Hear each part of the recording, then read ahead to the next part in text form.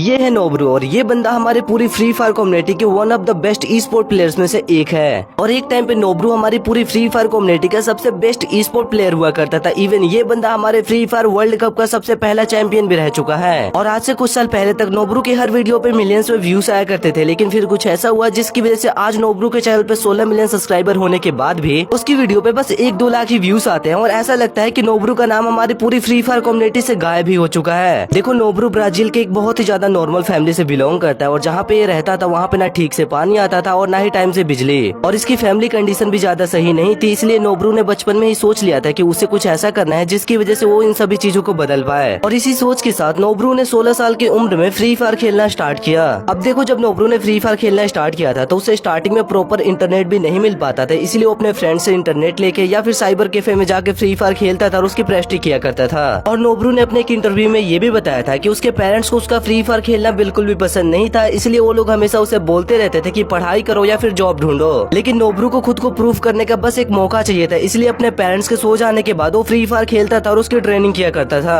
और जब नोब्रू अच्छा खेलने लगा था तो वो छोटे मोटे टूर्नामेंट्स खेलता था और उनको जीतने के बाद जितने भी पैसे मिलते थे वो उन्हें अपने पेरेंट्स को दे देता था। और ऐसे छोटे मोटे टूर्नामेंट्स खेलते खेलते नोब्रू ने एक रीजनल टीम को ज्वाइन किया था और ये टीम अलग अलग शहर में जाकर टूर्नामेंट्स खेलती थी। और कभी कभी नोब्रू को इन टूर्नामेंट्स को जीतने के बाद भी उतने पैसे नहीं मिल पाते थे जिससे वो अपने बस का किराया भी दे पाए। और नोब्रू ने अपने एक इंटरव्यू में ये भी कहा था कि उसके पास कभी कभी उतने पैसे भी नहीं बच पाते थे जिससे वो अपने खाने को अफोर्ड कर पाए। और इन सभी चीजों के अलावा भी नोब्रू के साथ और भी प्रॉब्लम्स होती थी, जैसे कभी टीम का कोऑर्डिनेशन नहीं बैठ पाता था और कभी नोब्रू अच्छा परफॉर्म नहीं कर पाता था जिसकी वजह से उसे ब्लेम किया जाता था। लेकिन इन सभी बातों को साइड में रख के नोब्रू बस प्रैक्टिस करता था और खुद को इम्प्रूव करता था। और 2018 के एंड में एक रीजनल टूर्नामेंट हुआ था जिसमें नोब्रू ने बहुत ही अच्छा परफॉर्म किया था। लेकिन नोब्रू की लाइफ तब पूरी तरीके से चेंज हो गई जब 2019 में ब्राजील की सबसे बड़ी टीम कोरिंथियंस ने उसे अपने अंडर साइन कर लिया। और तुम सभी लोगों को ये लग रहा होगा कि नोब्रू यहाँ तक आके एक बहुत ही अच्छा ई स्पोर्ट प्लेयर बन गया होगा, लेकिन यहाँ से नोब्रू की असली प्रॉब्लम्स चालू हुई थी। क्योंकि जब ब्राजील की सबसे बड़ी टीम कोरिंथियंस ने नोब्रू को अपने अंडर साइन किया था तो उसके ऊपर परफॉर्म करने का प्रेशर और भी ज्यादा बढ़ गया था। क्योंकि अगर नोब्रू अच्छा परफॉर्म नहीं करता तो उसे टीम से निकाला भी जा सकता था। इसके अलावा कोच का प्रेशर और टीम के साथ कोऑर्डिनेशन बैठाना उसके लिए काफी ज्यादा मुश्किल था। और इसी वजह से नोब्रू अपनी टीम के साथ 10 से 12 घंटे प्रैक्टिस किया करता था, जिसकी वजह से उसके टीम के साथ कोऑर्डिनेशन भी बैठ पाए और अच्छा परफॉर्म भी कर पाए। और फिर आता है 16 नवंबर 2019 फ्री फायर का सबसे बड़ा tournament free fire world series. और ये फ्री फायर का उस टाइम का सबसे बड़ा टूर्नामेंट था जिसमें बहुत सारी बड़ी टीम्स थी।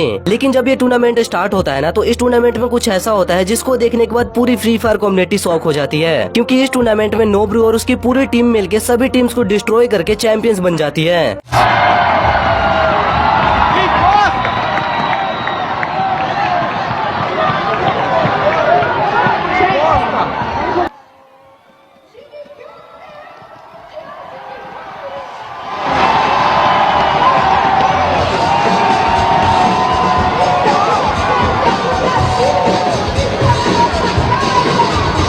और इस पूरे टूर्नामेंट में नोब्रू ने अपनी टीम को अकेले ही डोमिनेट किया था और लास्ट में नोब्रू एमवीपी भी बना था। और इस वर्ल्ड सीरीज को जिताने के बाद Nobru Brazilian free fire community का हीरो बन चुका था। और इस टाइम पे नोब्रू को एक इंस्टेंट बूस्ट मिला था जिसकी वजह से वो पूरी फ्री फायर कम्युनिटी में इतना ज्यादा पॉपुलर हो चुका था कि सभी लोग उसे देख के बस एक ई स्पोर्ट प्लेयर बनना चाहते थे। और इस वर्ल्ड सीरीज के बाद नोब्रू ने कभी पीछे मुड़ के नहीं देखा और 2020 के टाइम पे उसने अपने यूट्यूब चैनल पे वीडियोस अपलोड करना भी चालू कर दिया, जहाँ उसे बहुत ही ज्यादा सपोर्ट मिलने लगा। लेकिन इतने ज्यादा प्यार और सपोर्ट की वजह से नोब्रू के ऊपर एक प्रेशर बनता जा रहा था कि उसे हर गेम में अच्छा परफॉर्म करना होगा, क्योंकि वो वर्ल्ड चैंपियन रह चुका है। और इसी प्रेशर की वजह से नोब्रू 10 से 12 घंटे ट्रेनिंग करने लगा, जिसकी वजह से उसके हेल्थ पे बहुत ही ज्यादा असर पड़ने लगा। हालांकि इन सभी चीजों के बाद नोब्रू ने अपने हर टूर्नामेंट में अच्छा परफॉर्म किया, लेकिन उसके हेल्थ पे इसी के साथ और भी गहरा असर पड़ता गया। और अपनी हेल्थ की वजह से नोब्रू ने धीरे धीरे ई स्पोर्ट खेलना कम कर दिया। लेकिन फिर आता है 2020 और इस टाइम पे नोब्रू एक ऐसा स्टेप लेता है जिसके बारे में किसी ने नहीं सोचा था। नोब्रू अपनी टीम कोरिंथियंस, जिसके साथ उसने वर्ल्ड सीरीज जीता था, उस टीम को लीव कर देता है। और इस चीज के बारे में कभी किसी ने नहीं सोचा था कि नोब्रू अपनी उस टीम को छोड़ देगा जिस टीम के साथ उसने वर्ल्ड सीरीज जीता था।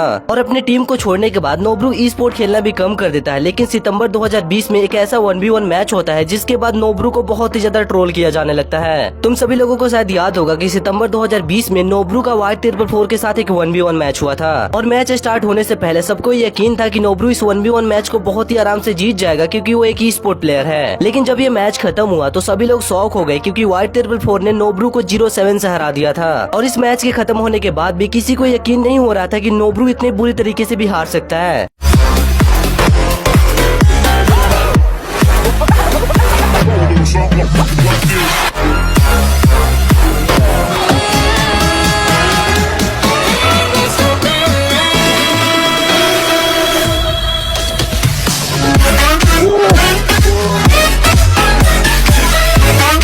इसी वजह से ऑडियंस नोब्रू को बहुत ही ज्यादा ट्रोल करने लगी, क्योंकि नोब्रू एक वर्ल्ड चैंपियन ई स्पोर्ट प्लेयर था, फिर भी वो एक नॉर्मल बंदे से हार गया। और इस टाइम पे ऑडियंस दो हिस्सों में बढ़ गई थी। एक साइड की ऑडियंस को ये लगता था कि ये मैच फेयर है और वो लोग व्हाइट 444 को सपोर्ट कर रहे थे, और दूसरी साइड की ऑडियंस को ये मैच अनफेयर लग रहा था। और इसके दो रीजन थे। पहला रीजन ये था कि व्हाइट 444 एक पीसी प्लेयर था और नोब्रू एक फोन प्लेयर, तो इन लोगों का कोई कंपैरिजन नहीं बनता था। और दूसरा रीजन ये था कि व्हाइट 444 के ऊपर बहुत सारे एलिगेशन पहले ही लग चुके थे कि ये बंदा हैकर है, और इसीलिए बहुत सारी ऑडियंस ऐसी थी जिन लोगों को ये मैच बिल्कुल भी अनफेयर लग रहा था और वो लोग नोब्रू का सपोर्ट कर रहे थे। और देखो ये मैच बिल्कुल भी अनफेयर था, क्योंकि सबसे पहले व्हाइट 444 एक पीसी प्लेयर था। इसके अलावा उसने इस मैच को खेलने से पहले अपने आईडी में कुछ इनलीगल चीज का यूज किया था। लेकिन फिर भी बहुत सारे लोग ऐसे थे जो नोब्रू को ट्रोल किए जा रहे थे, क्योंकि नोब्रू 0-7 से हार चुका था व्हाइट 444 से। और जब व्हाइट 444 ने नोब्रू को 0-7 से हराया था, उसके बाद से नोब्रू के मीम बनना चालू हो गए थे, उसे हेट मिल रहा था, काइंड ऑफ उसका डाउनफॉल चालू हो गया था। लेकिन वहीं दूसरी तरफ व्हाइट 444 को भी इस 1v1 मैच से काफी ज्यादा हेट और सपोर्ट भी मिला था। इवन उसके साथ काफी सारी प्रॉब्लम्स भी हुई थी। अब देखो नोब्रू को हराने के बाद व्हाइट 444 ने उस वीडियो को अपने चैनल पे अपलोड किया था, लेकिन उस वीडियो के अपलोड करने के कुछ टाइम बाद ही उसे गरीना की तरफ से एक मैसेज आता है, और उस मैसेज में गरीना की तरफ से ये लिखा गया था कि तुम नोब्रू वाली वीडियो को डिलीट कर दो, क्योंकि तुमने उस गेम में एक इनलीगल मेथड का यूज किया था। लेकिन व्हाइट 444 ने उस वीडियो को डिलीट करने से साफ मना कर दिया, जिसके बाद उस बंदे का वीबैच ले लिया गया, उसकी आईडी बैन हो गई और उस वीडियो को भी डिलीट करवा दिया गया।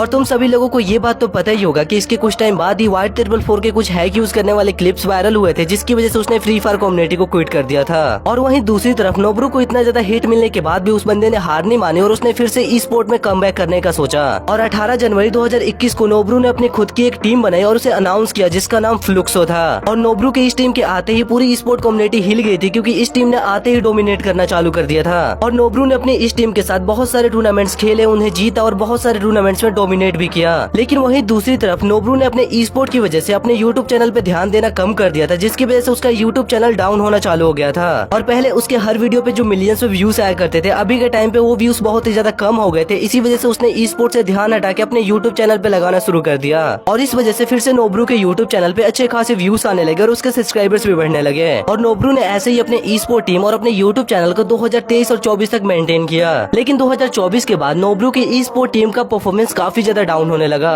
और नोब्रू भी अपनी टीम के लिए कुछ अच्छा परफॉर्म नहीं कर पा रहा था। इसी वजह से उसने यूट्यूब पे अपना ज्यादा ध्यान लगाना चालू कर दिया। और फिर नोब्रू ने अपने यूट्यूब चैनल पे अलग अलग गेम्स खेलना और अलग अलग कंटेंट बनाना चालू कर दिया। लेकिन इसकी वजह से नोब्रू का चैनल और भी ज्यादा डाउन होता गया। और अगर तुम सभी लोग अभी के टाइम पे नोब्रू के यूट्यूब चैनल को देखोगे तो उसके चैनल पे 16 मिलियन से ज्यादा सब्सक्राइबर्स है, लेकिन फिर भी उसकी वीडियोस पे बस 1 या 2 ही लाख व्यूज आते हैं। लेकिन इतना सब होने के बाद भी अभी भी नोब्रू ने हार नहीं मानी और वो अपनी टीम के साथ ग्राइंड कर रहा है। और देखो अभी नोब्रू का डाउनफॉल चल रहा है, लेकिन मुझे उम्मीद है कि नोब्रू फिर से कमबैक करेगा और एक बार और चैंपियन बनेगा।